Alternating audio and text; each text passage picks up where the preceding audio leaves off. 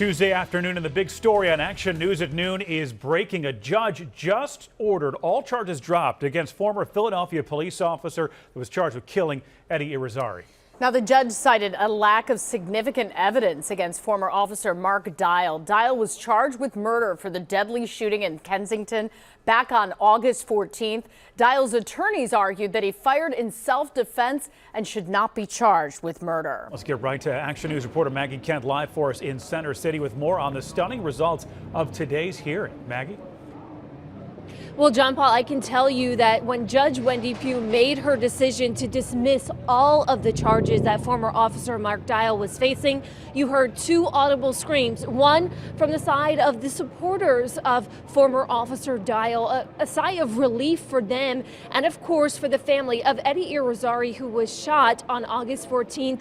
Sighs, they just felt as though justice would not be served in their son, their brother, their nephew's case, and they made that very clear afterwards today. We also heard from the DA, who says they are filing the paperwork to appeal this decision to dismiss all of the charges now. Here are the charges that former officer Mark Dial faced: first-degree murder and third-degree murder. Now, you need to prove premeditation for first-degree and malice for third-degree murder. Again, Judge Wendy Pugh saying there was insignificant evidence to do just that. He was also charged with voluntary manslaughter, aggravated assault, simple assault, and official oppression.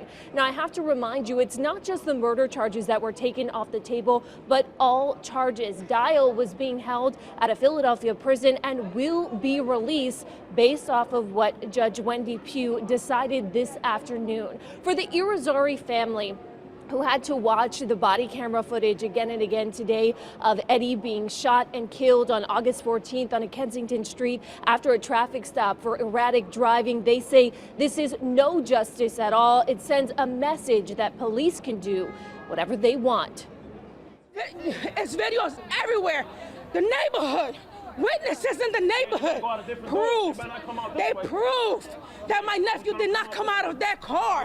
He locked the doors to his vehicle. His windows was up. Where's the threat? Even if he has a small pocket knife, where's the threat? Where's it? I mean, this case should have never been brought. I don't know whether they interviewed this police officer before.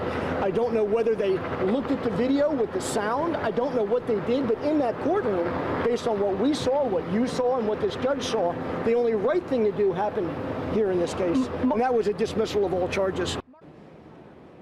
Again, all of those charges, about 5 or 6 of them dismissed against Mark Dial, a former Philadelphia police officer. The judge saying there was insignificant evidence. In this case, we did see just this morning arguments from both sides, but of course, they also presented evidence. We saw the body camera footage from Dial's partner. We saw Dial's body camera footage, and we also saw an aerial view from a doorbell camera of exactly what happened, surveillance of what happened during that traffic stop.